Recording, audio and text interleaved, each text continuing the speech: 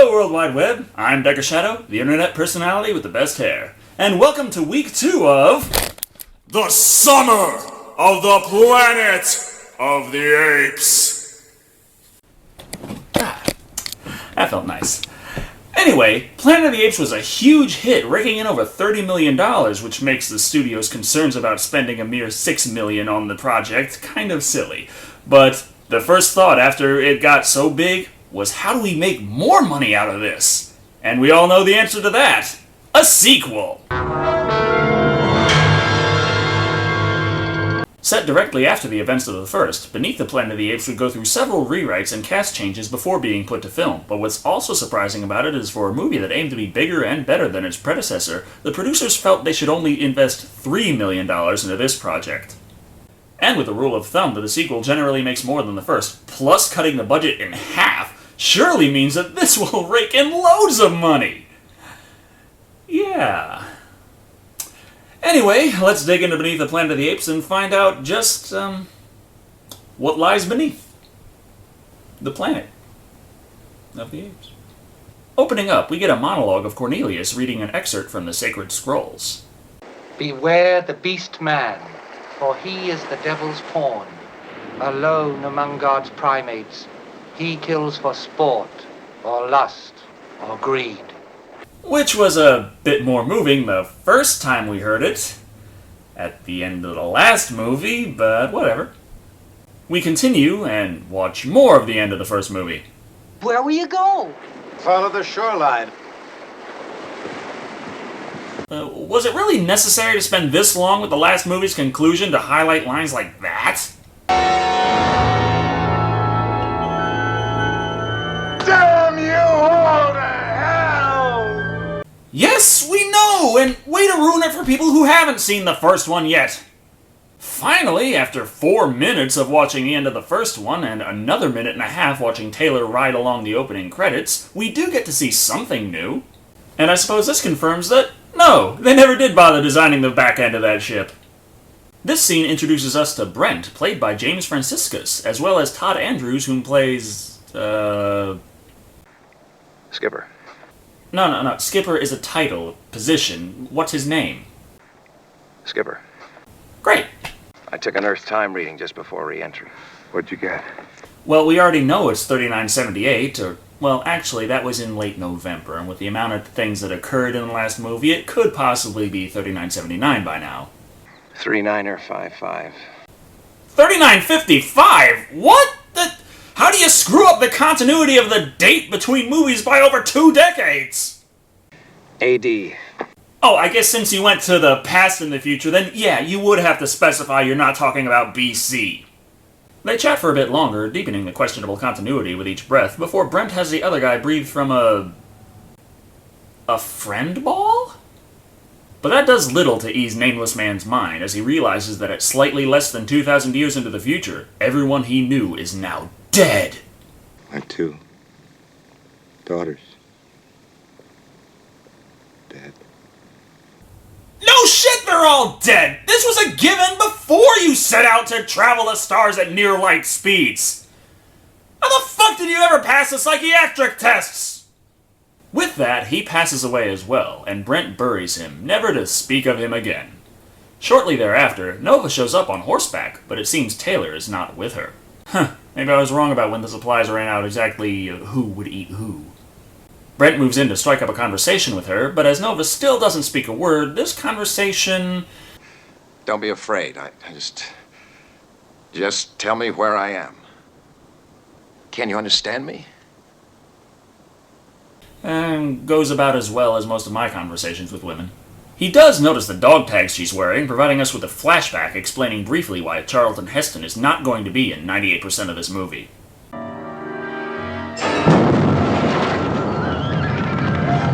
Apparently, his explorer encountered a problem with a firewall. Not to mention, even shittier lightning effects spooked the horse, and finally...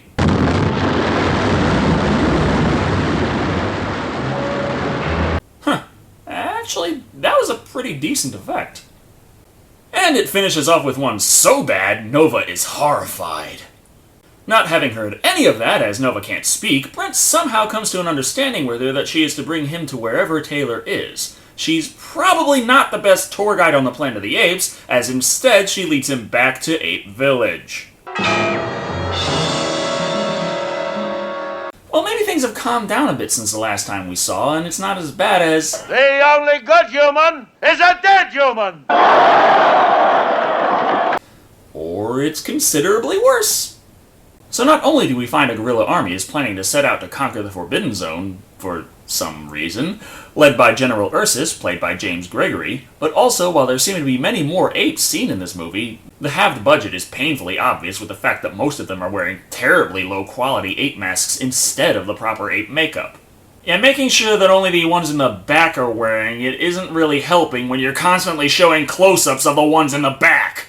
Such as Zira and Cornelius here, as she expresses her displeasure for the General's announcement with comical over-enthusiasm.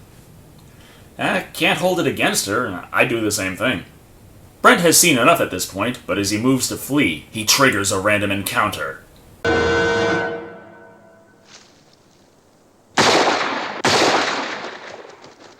Yeah, don't call out and make sure it's not, I don't know, a child or anything. Just say hello with bullets. After this, Nova brings Brent over to the home of Cornelius and Zira. Wait a minute, how'd she know where they live? She's never been to their house before. The two then come home and begin bickering like a newlywed couple in some awkward simian sitcom. I think I'll make a chocolate icing. Do you like chocolate? What the? Oh, no, of course you don't. But I do. Soon enough, they happen to find Brent, and after a short spout of mistaken identity, they exchange exposition. Oh, now, we loved Taylor. He was a unique specimen. Why, if it had not been for Zira here, he would still be here. A stuffed specimen in the Great Hall of the Zaius Museum with his two friends. And in keeping in line with sitcom logic, Dr. Zaius shows up, and we get a zany scene of the chimpanzees trying to keep Brent and Nova hidden while they suffer his ingress. Good heavens, has there been an accident? Cornelius hit me. Huh? For my bad behavior at the meeting. I don't blame him. Domestic violence! Always hilarious! Strangely, the dialogue in this scene seems to hint that Dr. Zaius is not necessarily the villain in any sense for this movie, as he also disagrees with General Ursus. Militaristic tripe. Zira, perhaps. But now he has the incident he requires to go on a rampage of conquest. I am asking for a truce with your personal convictions in an hour of public danger. And you shall have it, Dr. Zaius, or I shall hit her again. Cornelius also comes off a little odd here, but that's most likely due to the fact that McDowell was unable to reprise his role for this movie, and instead we have David Watson standing in for him. He doesn't do a bad job, mind you, but it is definitely different and doesn't come off as McDowell's Cornelius. If they catch you speaking, they will dissect you and they will kill you in that order. So Zira provides Brent with a change of clothes to filthy rags to help him look more in character, and he heads out in search of Taylor once again. And now that all that's settled, I'm sure that nothing will go... you know what, fuck it, just show the clip. Yeah. Somehow, Brent managed to run into another magical group of gorillas, and this time he and Nova are easily captured and brought right back to Ape City. Zira notices him as he is dragged into the vet, however... Bring them inside. No. No, you can't have them. They are marked for target practice.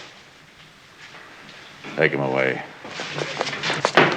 So, what was the point of bringing him in there? Oh, because otherwise Zira wouldn't have been able to secretly unlock the cage and save his ass yet again. You know, maybe she should be the one heading out to find Taylor. She seems to have a bit more of a knack for it than him. After they get far enough from the city, Brent moves in to hijack the carriage.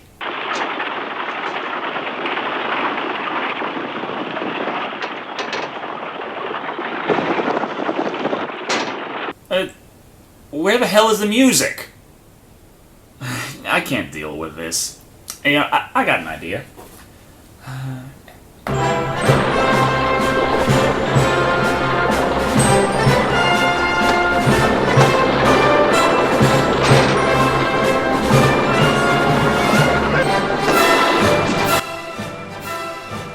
Music.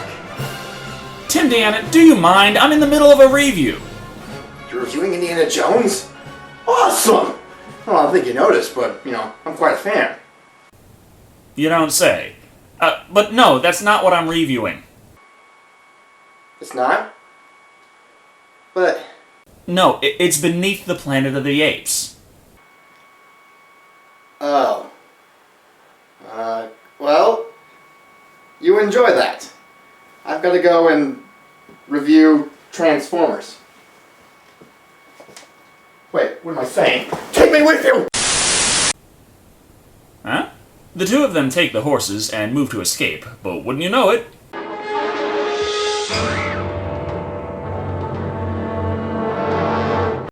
This movie has more random encounters than a late 90s JRPG! Despite the group of gorillas being a lot larger and better equipped, Brent and Nova don't have too much difficulty evading them as they move to escape into a cavern that the gorillas see, but decide they don't feel like investigating for some reason. The tunnel in question happens to be the Queensboro Plaza subway, even though Queensboro Plaza is one of the elevated rail lines in New York, but despite this, Brent manages to figure out that he is in fact on Earth. My God, did we finally do it? Did we finally really do it? Yes, Charlton Heston came to that very same conclusion at the end of the last film, except he showed a little more, emotion. Suddenly, his attention is arrested, however, by a peculiar sound. You hear it too? All right, come on, we're gonna follow it. Yeah, what better way to lie low than to move towards a signal of unknown origin? They soon find a ladder, which for some unexplained reason disrupts the humming.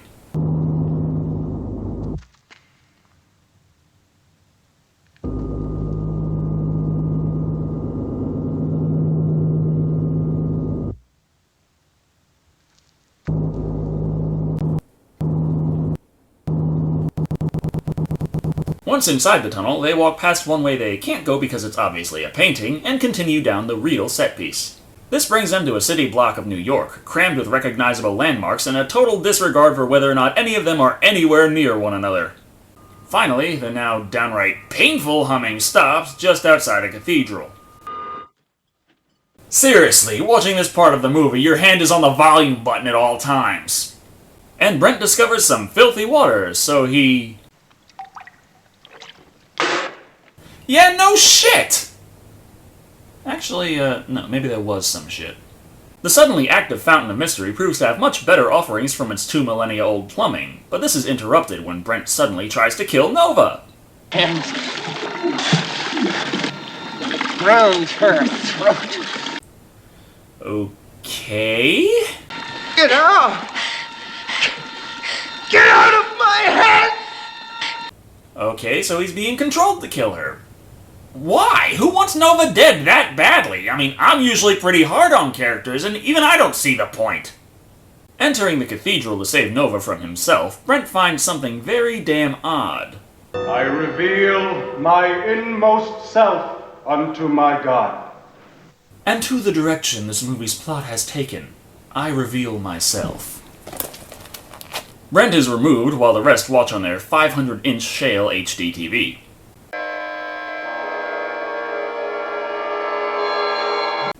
Worst zoom ever. Anyway, the Guardians of the Emerald City bring Brent into the big room where he's interrogated in MIDI format. Brent. As my skipper's dead, I'm alone. Who? Nova? What's that? What's that? Some star, a galaxy? What's Nova? Well, Nova is a Marvel character, an educational children's show on PBS, the event of a white star dwarf exploding, and the antagonist of the film Short Circuit, so I can understand Brent's confusion here. They torture him a bit more and are keen to find out what the apes on the surface are after. Traumatic hypnosis is a weapon of peace. Like the visual deterrent. Or the sonic deterrent. Feels great, doesn't it?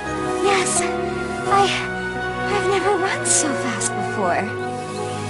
As a last bit to make him crack, they force him to attack Nova, which he does by... kissing her? how does this constitute assault again? The apes are marching on your city. You couldn't handle kissing her? What? Right on cue, the apes are marching above, waving the magenta flags of war, and suddenly they encounter... Ashes.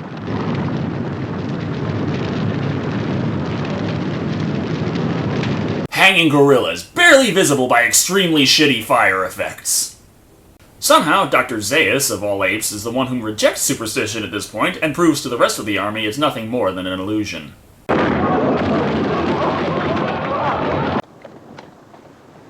The vision was false. Damn, he said that too early. I was hoping he'd save that line for right before the end credits of this movie. Back underground, Brent and Nova sit in on a normal day of church service for the psychic civilization, and, well, this scene just... The heavens declare the glory of the bomb. Goes on. And the firmament showeth his handiwork. His sound is gone out unto all the lands. And on. He descendeth from the outermost part of heaven, and there is nothing hid from the heat thereof. Anyway, let's get to the payoff. After 2 minutes of watching them pray to a nuke, they reveal the shocking twist that they're all hideously mutated.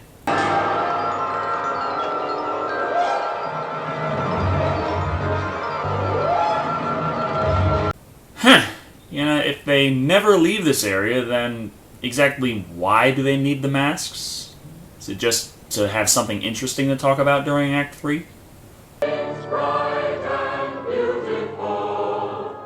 Oh, son of a bitch, they're still going at it! Another minute and a half of prayer later, Brent is let out with some reasonably kind words and into a cell with whom everyone actually wanted to star in this movie. Taylor! You're Brent! My God, Taylor! Oh, thank God! That means the movie's almost over. We're a peaceful people.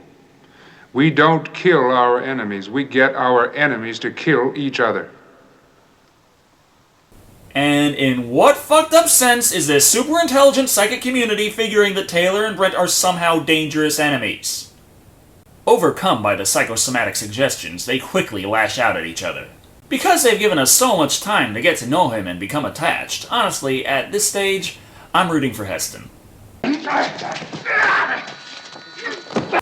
Fucking A, another fight with no goddamn music. This should work well.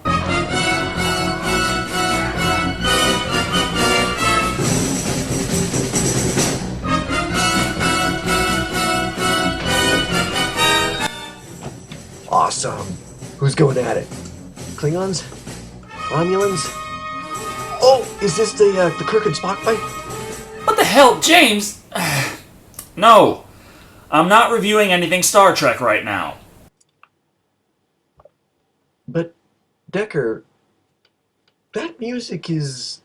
I know, I had to insert it here. Beneath the Planet of the Apes has a serious problem with a lack of fight music. Beneath the Planet of the Apes? Yeah. May I ask, why? It's the summer of the Planet of the Apes. Oh, right. Well, you do that. I'm planning on seeing The Dark Knight Rises this summer, so catch you later. Hey, wait a minute, that's not coming out for 3 more weeks! For some reason, the Michelin men decided to be a good idea to bring Nova along to distract the man concentrating on the fight.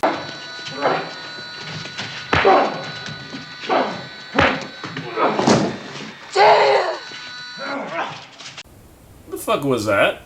The 2 men seize the opportunity and take out the mutant, and then let the cell door close and trap the 3 of them inside. You know, given the evidence presented, I don't think Dr. Zaius has any reason to worry about the existence of intelligent men. Trapped in a small space, Taylor and Brent take the opportunity to chat for a bit, and we learn something about the bomb housed in the temple. If they shoot it off at some of those apes, it could set off a chain reaction in the whole atmosphere. Burn the planet to a cinder. How's that for your ultimate weapon? No. Those concerns were in place before the first atomic bombs were tested. and they were tested anyway, and thankfully they did not ignite the atmosphere. How exactly is a golden bomb supposed to do that? Outside, Dr. Zaius finds the cave leading down into New York City, and now that we're in Act 3, the apes decides it's a good time to actually investigate it. Heading in, they easily take out several of the mutants, who for some reason aren't bothering to even try to get them to fight against one another. Come on, all they tried as a deterrent was one vision. Peaceful people or not, they clearly displayed a capacity and willingness to put up a better fight than this. As the clock is ticking on the climax, the men break out of the cell and arm up, but don't bother arming Nova despite the weapon readily available nearby.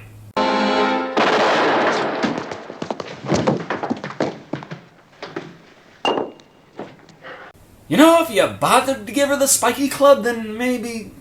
fuck it. But the final confrontation is soon at hand, and the guerrilla army moves in toward the altar, easily dispatching the one and only man present to defend it. Not exactly a well-thought-out defense. But not to be outdone in stupid decisions, the guerrilla decide to pull down the missile and generally see whether or not they can blow themselves up. I'll find a way to stop it.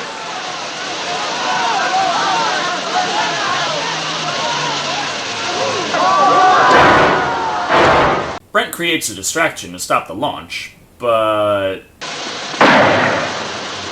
Ugh, the climax of this movie, and again we have an action sequence with no fucking music! Alright, here we go.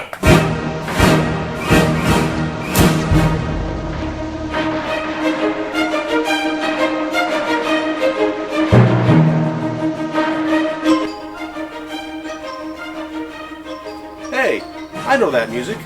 Decker, you're watching The Magnificent Seven, aren't you? The what? The Magnificent Seven, the classic western from 1960 with Yul Brynner and Steve McQueen, based on Akira Kurosawa's The Seven Samurai. Oh, no. I'm watching Beneath the Planet of the Apes. I needed the music because even the climax doesn't have any. The climax? Okay. Well, what happens? Well... Taylor gets shot, Brent runs out of ammo and is completely perforated, and when Taylor begs Dr. Zaius for help, he tells him off, leading to Taylor collapsing on the launch controls, detonating the Doomsday Bomb, and destroying the Earth. The green and insignificant planet is now dead. Destroying the Earth. Well, annihilating all life on it. Okay. You know what, Decker, I'm gonna go watch something happier, like a Sergio Corbucci film. Well, you asked! Oh, one last thing. Don Pedro's character, who in the script is referred to as Angaro, is referred to in the credits as Negro. That's not awkward at all. Well, that was Beneath the Planet of the Apes, and what the fuck were they thinking? I mean, it's good that it's not just a rehash of the first, but there are a lot of different directions the sequel could have taken, and they settled on this one? Brent crashing in near unexplained works as a Taylor-style character this time around, which feels somewhat redundant, but considering Heston didn't even want to be in a sequel, it's at least an understandable filmmaking choice. But, among other things, the apes marching into the Forbidden Zone and not batting an eye upon the discovery of New York makes it painfully obvious that this film's script and screenplay writers are completely different from the last one. But not everything is bad. Like I said, the story is original, albeit weird, and seeing quite so many apes marching in the guerrilla army is rather impressive. The acting is admirable all around, and although painfully indicative of this film's low budget, the different sets each have a distinct look and feel which helps to flesh the world out a lot more.